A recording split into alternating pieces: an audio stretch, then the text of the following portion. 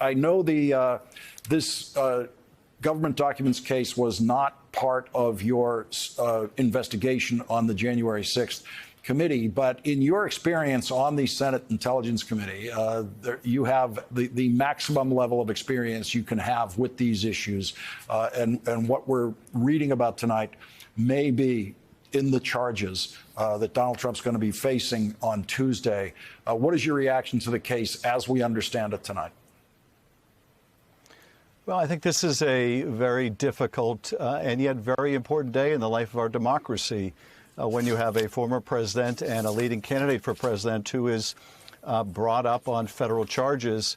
It's, I think, a perilous moment, but it's a very important one because it's an affirmation of the rule of law, that the rule of law applies equally to everyone.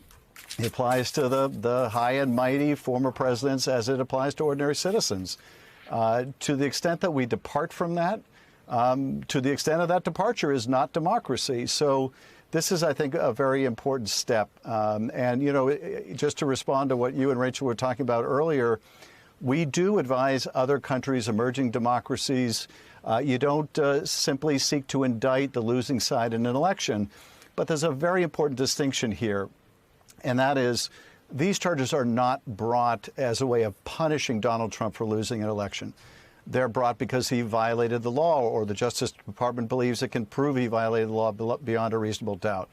And that's what should happen when the department reaches that conclusion. So I think this is a really important day.